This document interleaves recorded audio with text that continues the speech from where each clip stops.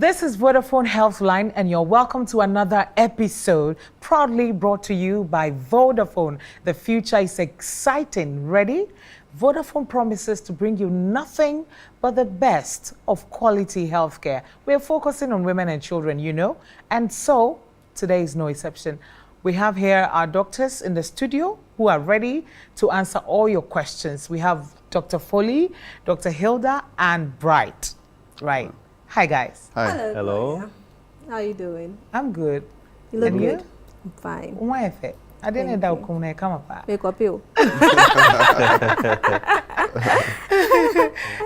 What pedress in the Puma Sibre? Why I come, Dr. Bright. Okay, standing by is our street doctor. We're going straight to him. He's going to bring us some of the questions from you, and our doctors are ready to answer. So let's go straight. Hello. Hi guys, hi everyone. So we are at the neighborhood center at a salon in the neighborhood. I have quite a number of women here getting their hair done. I'm certainly going to have a pedicure once I'm done here. But we have a young woman here who would like to ask a question. You need your question there. The question is, me to my biate, why a fibroid there? Minute to find Bani, Okay. So what she wants to find out is if there's any medicine that she can take if she has fibroid to cure it. There's also people who ask if there's any electricity that can melt fibroid. So the thing is that fibroid is a growth in the uterus. 4 out of every 10 women in Ghana, a study has found, may have fibroid. We don't know exactly what causes it, but the thing is that estrogen, which is a female hormone, is associated with it. But let's go to the studio and ask the other guys in the studio to help us find out more about fibroids.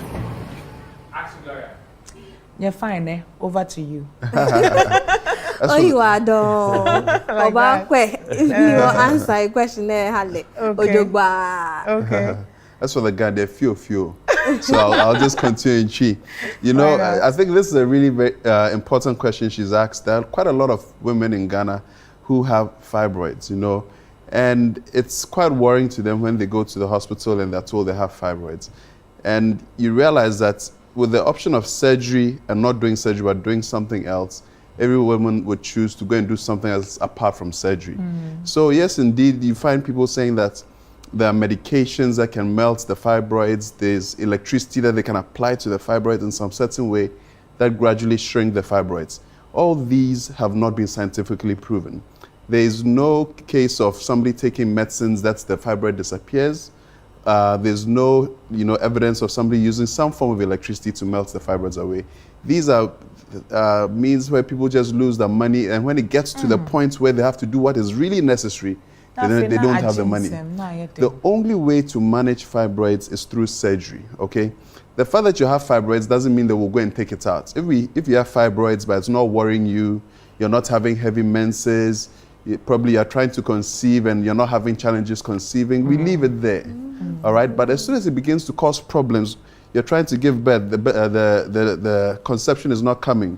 You are having very painful, heavy menses that it's even affecting your daily life. Then yes, we'd say that, okay, we need to remove the fibroid so that you can get better. So please, this is just to caution people that medicines cannot melt fibroids, electricity cannot melt fibroids. There are medical medications we give to shrink the very huge fibroids so that we can use surgery to just finally remove them. So this is really a word to the women to really take notes that if you have fibroids, it doesn't mean we'll remove it, but if we need to, it's the only solution for you. Okay. Just to take up from where Dr. Bright ended, the medication that is given for those who have fibroid is not to entirely melt the fibroid, as it were. It's just to reduce the blood supply to the fibroid nodule so that during surgery, the patient will not bleed heavily. Then again, there's a wrong misconception in town that once you have fibroid and you go and see your doctor, especially if you're a young lady in the reproductive age group, you will lose your uterus and then you will not be able to give birth.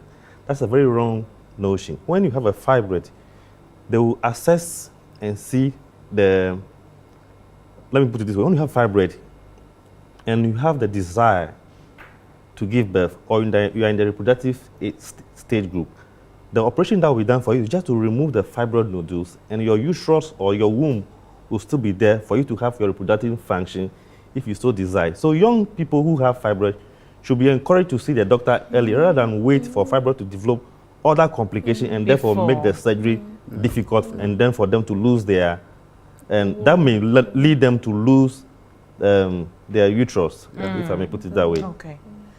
Thank you right there. Thank you very much. Dr. Mbacho, Miss Sullivan, question. The question is, you see, who are malaria and as a fever, your juice, I do so. You see, who best me, I'm not, I'm a malaria and I say to a Okay. So what she wants to ask is if drinking urine is a good cure for malaria or fever. So we've heard a lot of this. In fact, recently it's become very popular. But urine is a waste material. What we know is that urine is 95% water, and then the rest of it is urea and creatinine. And so it's waste material. But the people who believe in this say that it also contains some other things which can cause you to have good health. So yeah, can they say juice or a waste material? But in Gofo Mujisa, you made a change say, Bibi will drink some more, a bit in your bois, Ama say, oh, Yaria, a best area. But juice so a 95% in stew, and I know maybe to say urea and creatinine. So, made them in Jindi. Then we saw more studio, some Sujidiana. Now, may I any as a man no me Johnson? I don't know how that is going to be though. How is it like? I think people do just a whole lot of drastic things, you know. People do a whole lot of drastic things. Yeah. But AC, yes. Well, I think it's an age-old myth. Now, I want to tackle this question in 3 segments. Okay. What is urine? Urine is just the waste product that the kidney produces. And the rationale for the kidney is to cleanse the body of all the waste product of metabolism. So if the body in its natural sense decides to get something out of the body, why do you go looking for it? Now, urine has water, as mentioned by Dr. Sylvester. It has dissolved nitrogenous waste. All these things are dangerous and toxic to your body. For example, if a doctor declares someone as having end-stage renal failure or complete shutdown of the kidney, what that means is that that person's kidney is not able to get rid of all this nitrogenous waste from the body. When all these waste accumulate in the body, especially the nitrogenous waste, it goes into the person's brain. The person becomes confused, delirious, aggressive, goes into coma, and then finally the person dies. So drinking urine is like putting poison back into your body. Now, what is fever? Fever is just the elevated body temperature that we experience when we are exposed to dangerous substances. It could be viral, it could be bacteria, it could even be cancer. So taking urine is like urine has all the potent, all the powerful constituents to deal with infection from the lung, to deal with cancer. So it is absolutely not true. Okay. That urine cure. Rather, you have to try and find what the cause of the fever is and then treat it. I mean, there are so many. So the best thing is to see your doctor so that the necessary tests can be done. Even for malaria now, it's recommended that you do the test before you take an anti-malarial. So for every one of them, the person has to be seen and then investigations done or tests done. And then the treatment is given. Not urine, please. Okay, Sylvester. Not urine, please. I want it. All right, thank you. Bye-bye. See you next week. That was the street doctor with some interesting questions from town. And all I can tell you is just look out for the street doctor in your area. Who knows? He might just be there next week.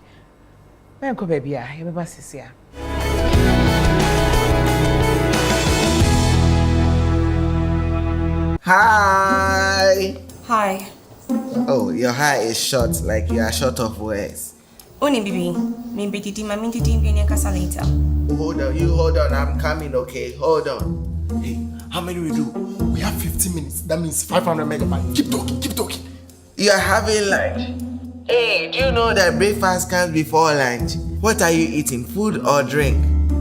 Okay, let's pray over there like before you eat.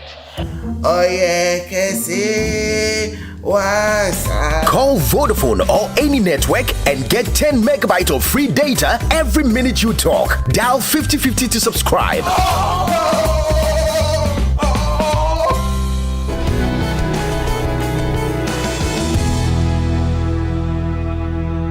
Welcome back. This is Vodafone Healthline, proudly brought to you by Vodafone. The future is exciting. Ready?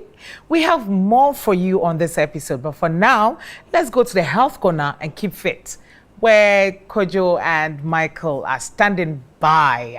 So what do you have for us, especially the pregnant women? We are trying to advocate and then preach to the pregnant women out there that they need to take exercise. It's very important and very serious during the particular stage of their life. Okay. That's it.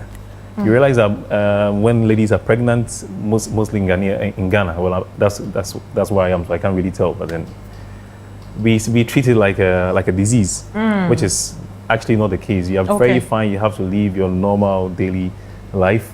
Exercise actually has a lot of benefits.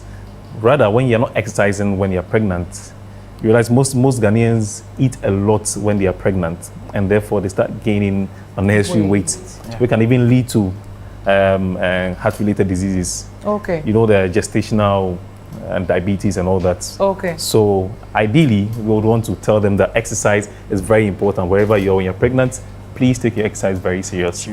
All right. Okay, so let's quickly just switch to the exercise. Enough of the talk. So please. We are going to start with side lateral raise. So you get a closer stand. You hold your waist, or you can just place your arm by you, then you slightly raise this one up. Okay. You raise this leg up. What we are doing, we are trying to focus more on your pelvic, right, your lower body, because you use your legs to carry the whole weight. The weight. You need to strengthen your legs. You need to strengthen your pelvic muscles as well, right, to get ready for your baby coming down. So just that you can do about 10, 15 reps. You switch on to the each next leg. Since the pregnancy is there, the protruded stomach is there, you don't have to really put the other arm on your waist or your pelvic. You just raise the leg this way. It's quite challenging, but you can just do it. You lift it up. It's pretty simple, very simple. Exactly. Then let's quickly move to the second exercise. We have the side bends, which is also very good for your obliques. It's simple. Your you just open your leg, you get a wider stance. You switch to the side. Bring it back. That's very good for your obliques, your core, the whole of your midsection. That's where the baby is. So you need to strengthen it as well. Then let's move right. With that, you can do about 10, 15, same on each side, on the left and on the right. We move quickly for a squat. That's very important. I take that more seriously. You realize that throughout all the episode, we are talking more about squats. It has tremendous benefits. All right, let's quickly go to a squat. This one is very specific. Modified. You just come this way. You realize that you can see that his legs are very wide open because we want your baby to be able to relax and sit whilst you go down. So you open your legs a bit wider, tilt your toes to the side, go down and then come up. He's trying to involve his hand because he wants to work on his hands as well. It's not only about your lower body, you want to work on your upper body as well. Good. This is very good. It strengthens your pelvis a lot, your hips and all that. So let's go down quickly for donkey kicks. Hey. It's very funny names. Very Get on fast. your knees. You spread your arms this way. You slightly raise your leg. Wow. Okay, you bring it all the way in and then you lift it very just go this is very way. good for your glutes. Simple. Or your buttocks, as we call it, strengthening it. Also, your hip flexors, your pelvics, all these. What we are trying to do is just to make you more stronger, more healthier, and also build very good stamina for your labor. It's very important. We don't want you to fall sick when you're pregnant. So I think that's enough. We have a few for them. I forgot about that. It's also very important. Before you start exercise, you have to always see your doctor for clearance. The doctor has to confirm that you can exercise. Other than that, don't try it. Exactly. It's very serious. And also, when you're it's very dangerous. Make sure your doctor actually approves it. Otherwise, don't venture. Okay. And also, one more thing. When you're lying on your back, we mostly like the sit-ups.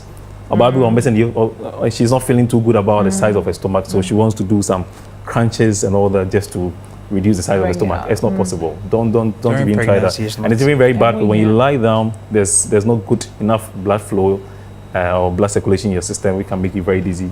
Not healthy for you. Okay. So please take notes. Watch out. Thank you so much, guys. You know, before you go, maybe big it to where you see happen for no move fufua. I am a boy pampa. Sani ekeka. Minim die. Maybe the exercise we are trying to advise you say men cut too high. The intensity has to be very mild, a very moderate exercise. You see, pound with food here. I know she made a minimum, but I don't think it's the best. So, Kojo, all these exercises you've demonstrated and all that, does it only have to happen at home or in the gym? Yeah. I mean, even when you look at Ghana, most people can afford, an average person, they can't even afford paying for a gym membership. So we, first of all, are promoting that people should exercise at home. That's why we do this here. I was very glad actually when I saw Vodafone, I think some few weeks ago, having a sporting activity for their workers. This is very good because it helps the workers to be more efficient and more effective at work. Also, it brings about a lot of teamwork. They go through a lot of stress at work. Right? So these things try to help them release all the stress and then make them feel good and feel belonging to the company as well. So I think that's about it. I would encourage every corporate body to follow the footsteps of Vodafone. Yes, sure. Indeed, Vodafone had a staff fitness event at Burma Camp some few weeks ago, and I mean, let's see the highlights.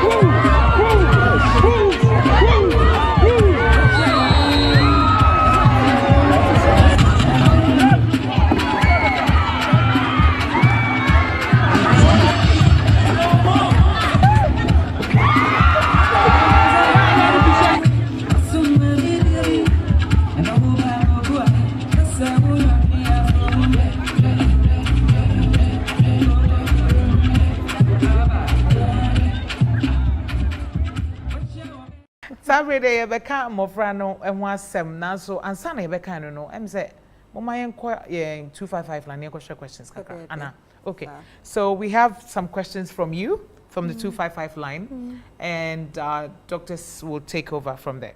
Okay, so we have a nice question from Atamame all the way from Okrasi. Now the question is, what could be the cause of recurrent urine tract infection in my male child? I'm worried. Help me. Thank you, Atamami, for such a very useful question. Urinary tract infection simply means that there is an infection in the urinary tree. The urinary tree actually spans all the way from the kidney to the bladder and then to the urethra. Actually, there's a tube that connects the kidney and the bladder. So your kidney make urine, it travels along the tube, gets into the bladder, and then bladder store it for some time and then expel it at the appropriate time. Okay. So there could be infection along any of these tracts. And there are some few conditions that can predispose a male child for that matter. Before I proceed, I want to say that urinary tract infection generally is commoner in females than male, because male have a longer urethra. Usually the organism that causes urinary tract infection comes from fecal contamination. Okay. So you could have infection in your kidney, you could have infection in your bladder, or even in the urethra. And as I mentioned, there are some congenital abnormalities that can predispose a male child to that condition. For example, if the tube that connects the bladder and then the kidney, the lowermost part is supposed to be a one-way valve, so to say. Okay. So the urine will flow from the kidney into the bladder. In some male, the valve is not efficient. So when the bladder is contracting for you to expel your urine, instead of urine moving forward, it ends up going backwards. So there's always a certain amount of urine that is retained in the bladder that can predispose you to infection. Then there's another common condition in male called posterior urethral valve. It's a big term, but it doesn't mean much. It only means that there is a non-physiological or non-natural gate that block urine from flowing freely from the bladder to the exterior. So children with recurrent UTI have certain few symptoms or certain signs that every parent should be aware of, so that he or she can pick this condition early and then seek appropriate treatment. Okay. For example, a child with recurrent UTI or urinary tract infection will complain of pain in passing urine, or anytime he wanted to pass urine, he'll be crying. Then they may experience recurrent fever. If it's a baby, the baby will not grow and attain the appropriate weight as expected for age. So once you notice these things in your child, you should seek an appropriate treatment, because it's known that recurrent urinary tract infection can actually lead to chronic infection in the kidney.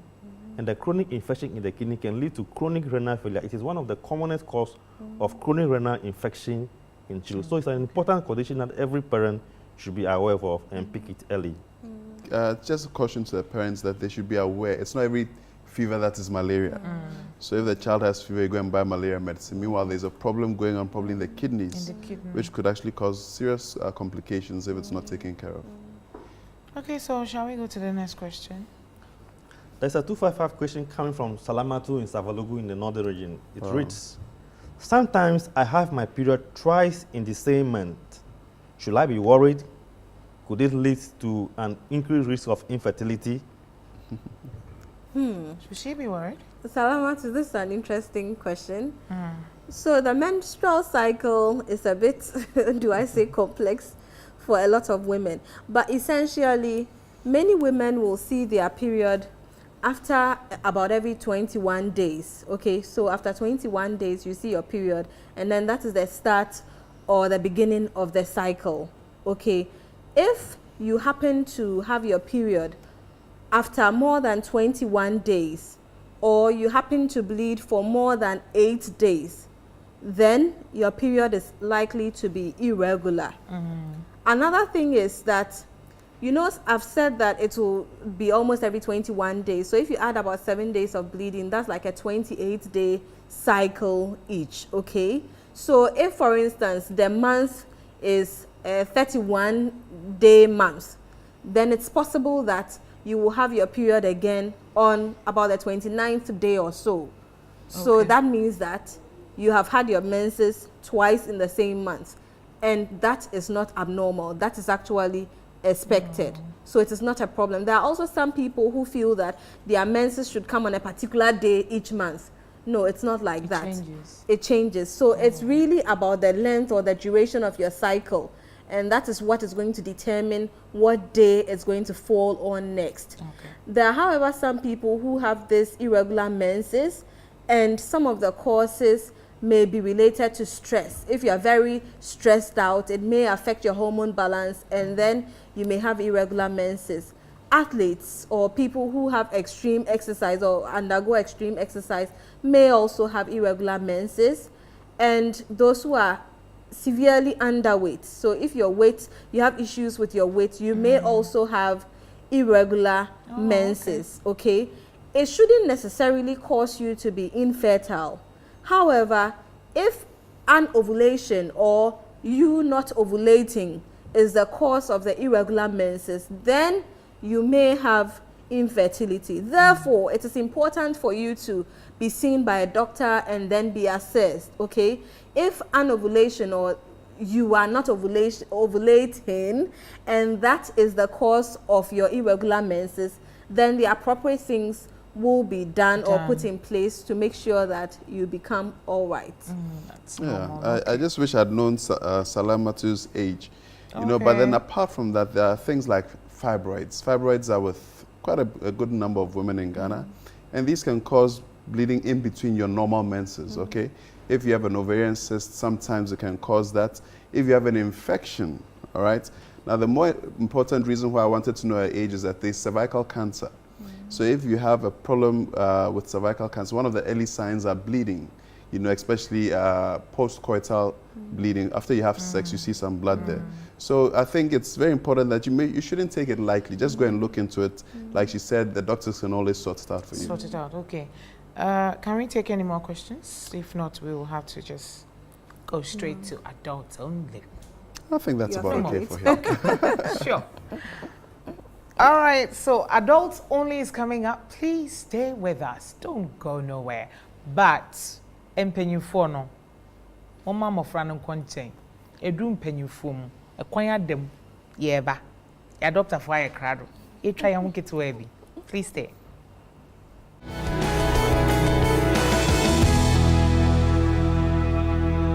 Oh, beso we cheska no.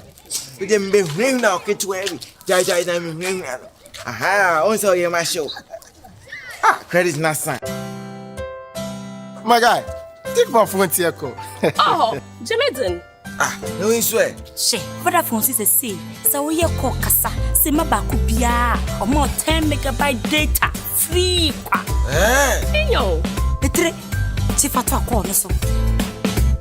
Call Vodafone or any network and get 10 megabytes of free data every minute you talk. Dial 5050 to subscribe. Hello. Aha. So I charge it. And then next week, no average. Me 12. Welcome back. It's adults only, and we are ready right here in the studio. I know you are also ready. Adults only. Just a Ghana for Jiatum. Matisse, yes, say. Magudi no ekoye kama say just say ento kwankete ni mempene mabre ne sa ne mane nyina mu suasua ne ma biama bibia da ne kwan so pepepe yen fan hyehyɛ so your questions are ye wo adult only na yen fan to aso. So there's a question here. What kind of exercise boosts sexual performance? Yeah, no de ko joni Michael Kibisao. A very essential question, Pa. Okay. I think first of all, the type of exercise is what we call cardio exercises. And the reason is that this is an exercise that keeps the heart beating a lot, you know, and improves circulation. But generally, when you talk about exercise, what it does is that it actually allows the brain to release some chemical we call endorphins. Now, these endorphins actually help to stimulate the production of sex hormones. All right, so right now you're exercising, the brain is releasing endorphins. Endorphins are causing the release of sex hormones. So sex hormones naturally increase the excitement for sex. In other words, it boosts libido, okay? So I think generally, once you're somebody who engages in exercise at least 30 minutes a day, probably 3 times a week, it means that you constantly have enough or significant levels of sex hormones, which would obviously make you have a more pleasurable sexual experience and obviously increase or boost performance. But when you speak to physical trainers, they tell you that squatting is very good. There's something they call deadlifts. For the women or men? For both the women and men, And, apart from that, for the men, it also strengthens your pelvic muscles, your lower back, and all this helps in the process of you know what I mean. So indeed, the holistically, the exercise is good, and the type of exercise like squats are very good for the sexual act. Okay. So there you have it. The one who sent the question, who was that? Okay, so yes, that's your answer from Dr. Dr. Bright. Satisfied. Hey, Dr. Hilda. Oh, Gloria. Next question. So the next question is, I am 55 years and my orgasms seem less intense than they once were. Also, my penis appears not as strong as before. A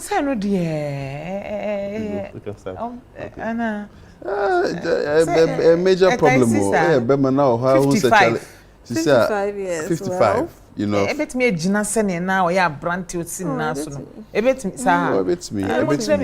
Okay, this sounds more like something we call erectile dysfunction. Okay. So you realize that during erectile dysfunction, either that you get an erection, but it's not as strong. In the worst cases, they can't even get an erection, okay?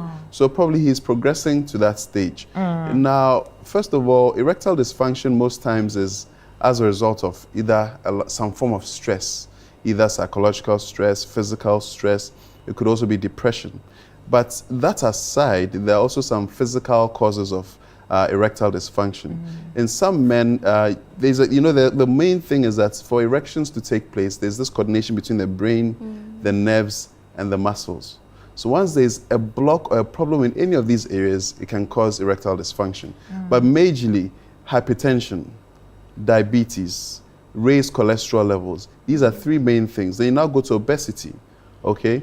And if he's worried, he should find out, is he drinking too much? Is he perhaps smoking? Because all these things play a role in erectile dysfunction. So these things can all be looked into, and if there's a problem, they can easily be solved. So he can get, those kind of erections that he can feel proud of, and probably just go back to, his sexual prowess as before. Well, he also talked about the fact that his orgasms seem less intense. Gloria, if it is not standing strong, how can it be intense? I don't only, Anna. Some more friend in you. Dr. Foley area. Let me just add briefly that for his age and the complaint that he put out, it is a telltale sign that something probably is going wrong, in the wrong direction. So I strongly recommend what Dr. Bright said. You should screen for diabetes, cholesterol. That's very key. But then I also want to give you hope. There are very effective drugs that are available that when he takes, he'll be on fire all the way through. So you shouldn't be worried. You should just talk to the right person. His problem will be catered and he'll be happy. Another thing is, it's important that when people start experiencing some of these symptoms, they do not just go out there to buy anything in bottle to drink because it will give them strong erections. No, because some of these things contain chemicals in the wrong proportions for them. It may eventually cause them to have the erections like they want, but it may not go down or refuse to go down, okay? And it may also cause liver problems, kidney problems. So seek help from the right place when you have such problems. And we don't judge people or we don't frown at them when they come. We just offer the help in the right doses for them. Sabre I read say ajubrel. Munsanimra from Boko. Nafi, yes, Sunny maybe fine. Near fan to your cotujum. Near fan pet, ya pomudi, pumesibre. Hi guys, welcome to another episode of iRead. Today we talk about abnormal vaginal bleeding. This may be caused by birth control pills, side effects of certain medications, infections such as endometritis or pelvic inflammatory disease, kidney disease, liver disease, intrauterine device, miscarriage or uterine fibroids. Here's what to do. Ensure that your bleeding is coming from the vagina and not from your rectum or in the urine. You can insert a tampon into your vagina to confirm that your bleeding is coming from the area of your vagina, cervix, and uterus. Drink plenty of fluids and avoid taking aspirin because it may prolong bleeding. Take non-steroidal anti-inflammatory drugs such as ibuprofen or naproxen for pain relief. Keep track of the number of pads or tampons you use so that your doctor can determine the amount of your bleeding and rush to the hospital. So you see, it's not really rocket science now, is it? Okay, say there, I read the and so Abba, send me catch him said there be I know the obebone tofa. Why any kama at the amount. Send a beya way in 111, ube DH na abwa wapomuding pepe. All right, now let's move to the kids' corner and talk about what we have to discuss this week. Doctors, what do we have? Right on. We have, for our topic of discussion today, circumcision in males, so male circumcision. Okay. Yes.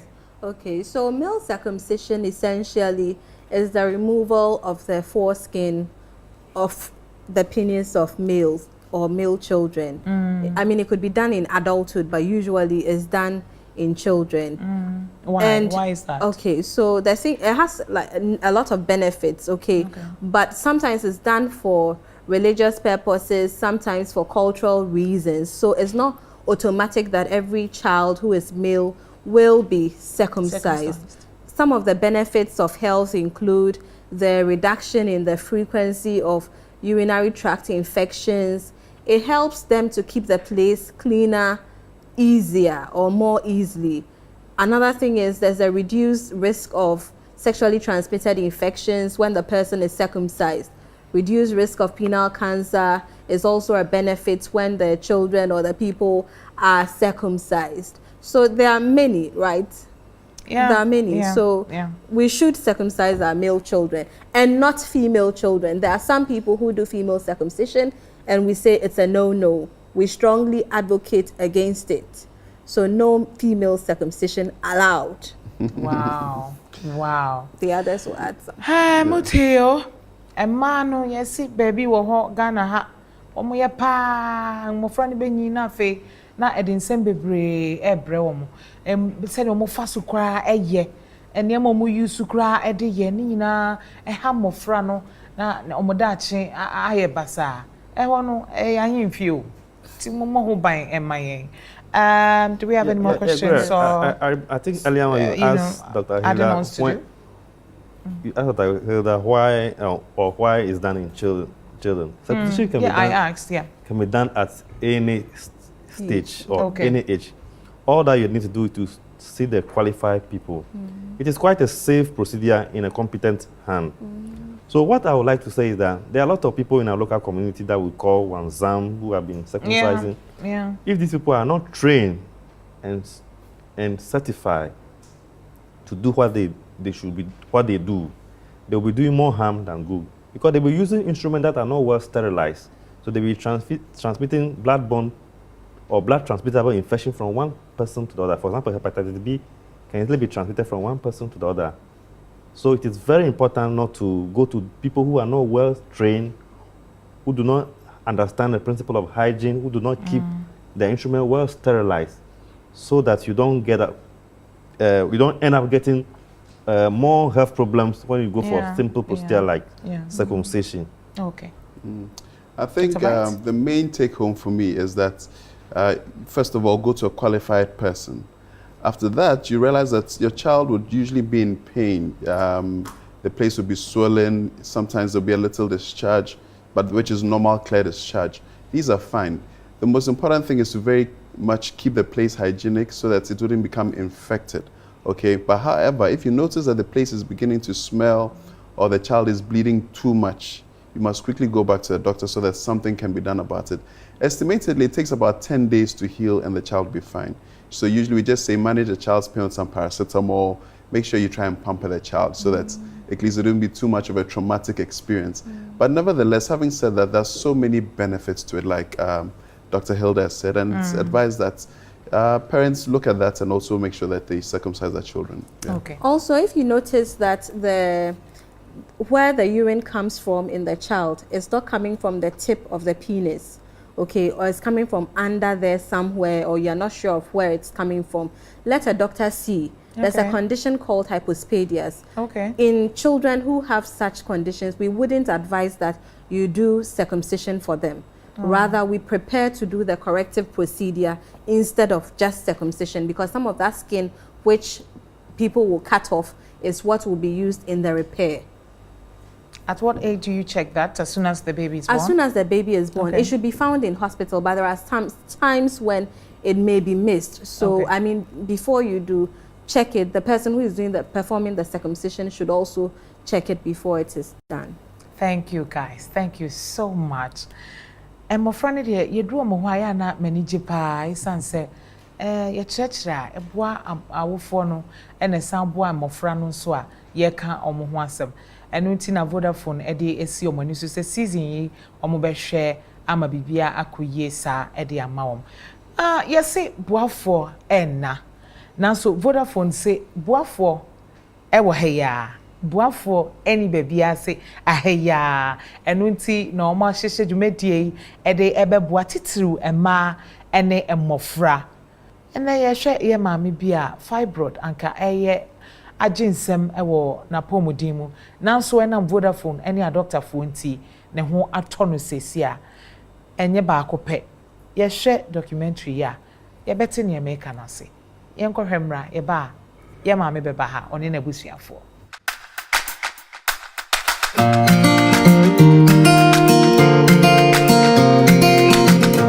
didn't call Wale Takradi 8 years manwo. Inti manwo ninti omu hame mi fia Wale asia. Ma si na me nkuma fo be yi me nneoma tugu because of our Wale. Na oyoba me ne nate. Ma ye ne ho ade ya yefo. Na ota yale ti kaka ne ekọ hospital. Na no ankasa na me hia no na wa complain ama me say wa Wale da.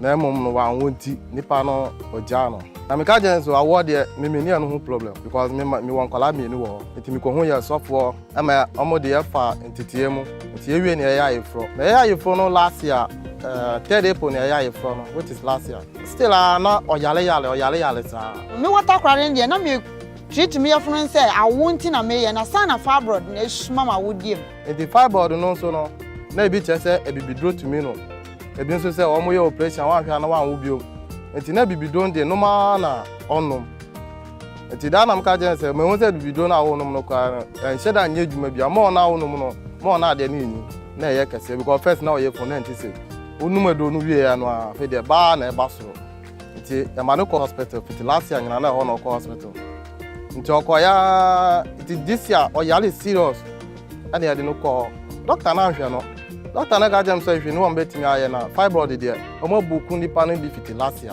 enti so be ye there just next year April o gajem say if you know betimi aye enti se pe there and yempe private bi na yemfa no nko the one lady no ba ko bai o fra me jira nche na say o da we de nya ye bia no krese mo ewo mu ni say say baby edu no specialist bi be mu na omo ombe boa na ye sejuma wo because sejuma na bi wo ha na e din chen ye me hwa mu TV so na mo ayo bi ni diama na me ka che urade say urade nti enka Vodafone mo akoma na mo nya me die nchem na me kuna boka enti try no na ba kun so ba na ka chem say o amu wo specialist bi ai wo ho omo ye Vodafone doctors for bi omo ye good pa am say there aye hu omo TV so na ala say bia be ye omo enti me timu ntre me say eyampa say me nya call no fiti no abesi ene no ana mama dwen abmeni aba me ho se wo wa na say the doctor na kan no e bebe mu ampa eti e me nwa say Vodafone for e kan lekma for ho eye adwuma kese sei ye wo kan ne say mu wie na say nya me ye na dom na onyinsen na owu a ene na me de no to Vodafone doctors no ba ko Unisapon was introduced to me a couple of weeks ago as somebody who has had uterine fibroids for some years. And it's been one story from one point to the other, trying to get help for her. Apart from the fibroids, she also has not been able to conceive, which may be due to the presence of the fibroids. And so we examine her, assess her, and then she needs surgery to remove all the fibroids. Hers are big and multiple, because when you measure the size of a uterus, it's about somebody who is 28 weeks pregnant. That is to say, roughly 6 to 7 months pregnancy size. And that is all due to fibroids that have enlarged the uterus like that, and they have distorted and damaged the uterus in various ways. So the surgery for her is called myomectomy, where we take time to remove all the fibroids from the uterus. If she had completed her family, we would have removed the whole uterus for her, but she is yet to start, and so we have to remove all the fibroids, reconstruct the uterus, and get her ready and fit for childbirth. See, I did. I'm in a mention. No, me yam shishimi. Makuma yam pep. Nanso, minim say, making kind yam yasem. Soon echo.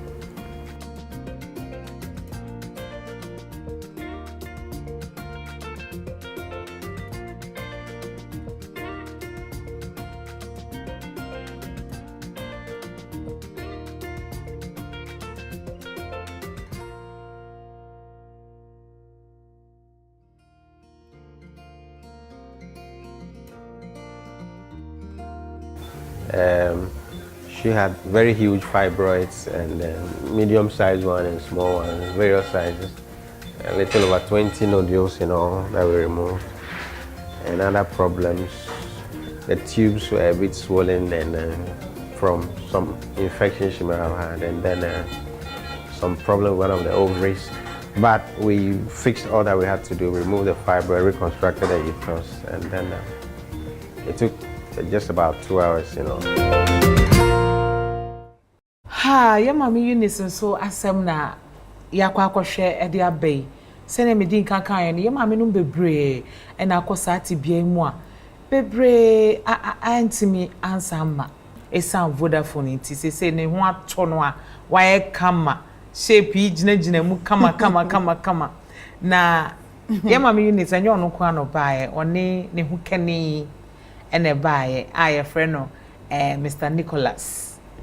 Ono so wa ha chese omo nyina ebe odo ebebo odomu ewo Vodafone Healthline so no mother Vodafone ene a doctor fo ase na ne e chance kra doctor we gina mu pa doctor kukudam pa a gina mu ma eye surgery course so kama eye ye mama Eunice adom asabre fibroid ni nyina yira ye hu na chira kwan kra ono so ha Dr. Promise semukai I ono ye enuti emrepemu ne Dr. Promise so beka san so me ne ye mama Eunice nkodi nkomo kakra Auntie Eunice madam na life na obone za Vodafone si enije aba enuti ne ye bisa wa ne se ye operation nyina wie ye edien pa ena wakoma eyew watinka ne sen sada na de mani jeje no oh mani ji doctor ne ye wie kwa mse doctor me amenanti asi dai na o koyo amutu akoma mennu medro santi mimi fibroid ne bo huru wo me yempai kolekma ewo na mko dai men didi manum so 1 week nti nyame adom edimura operation room no na emu ye din skasempo na nyame de odu no hoto no hia ade nyina dibua o na wie wiye be da o mo amunye we were operation room what we have no ma be no we have doctor nti ya me na doctor we this kama kuma to we me na of course mama Vodafone for aboa bi rampo de o say wa ma chenji Okasa samse papa ya na be mu yebu na wunim de yambe yampan so hweka bebrebe wo da ho ede 1 million po Ni na o kan bibia mo ye mam. Na Vodafone for dem minim dia meka o. Minim dia meka. Me dem as. Auntie Eunice, so bet me sorry am here. Bet me as. Hey, we start there many abrio. Na o hwe dia me dia na ye ya. Se na me suro se me inti 15 years na be da me yem. Fibroid inti me woda. No bi ebisa da be no be wo ye de yame ase ye de no mo kan sa na makoma. Onko na wonim. Me de yame ase ye de Yakobon. me de Vodafone fast. Me stress Vodafone de enkoso. Vodafone giwi ase nala. Amen. Wo mwa wo de buwa enti. Me de mwase.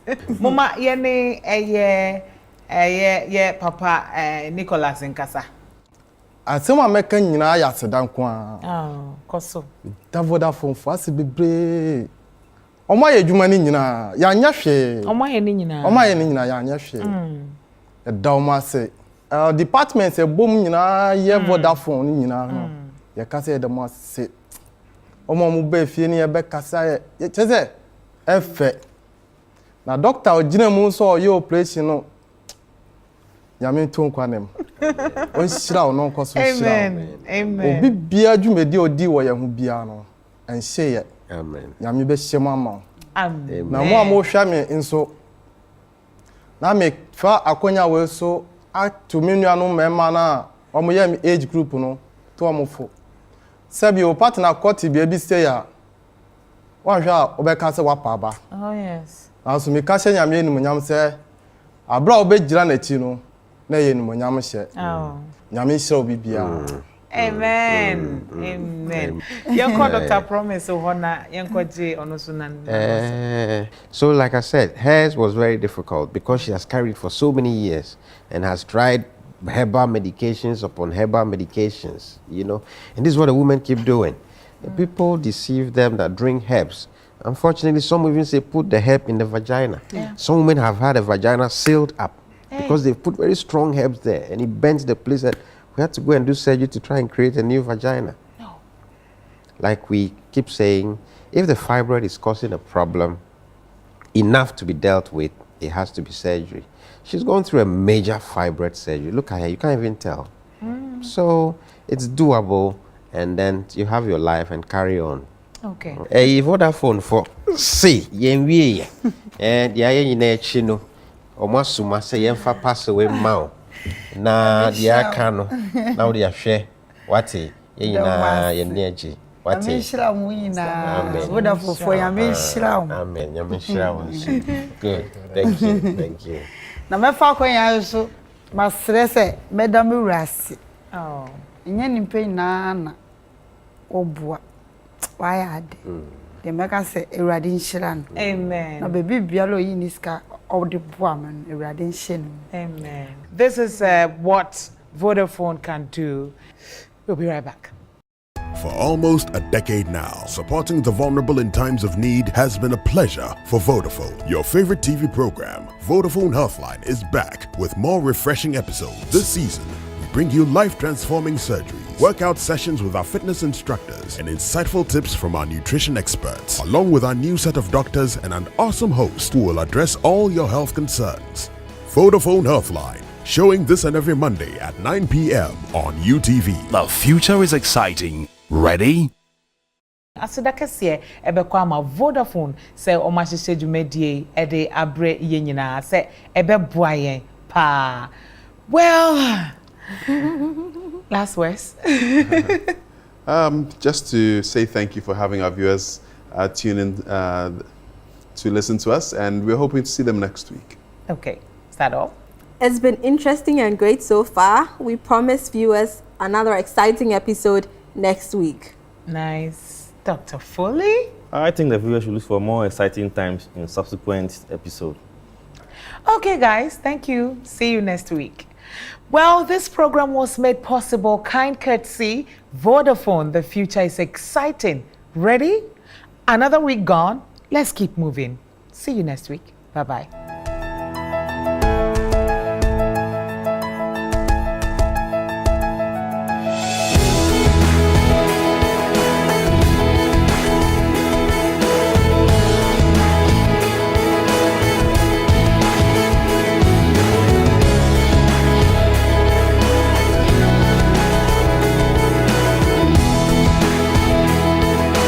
future is exciting. Ready?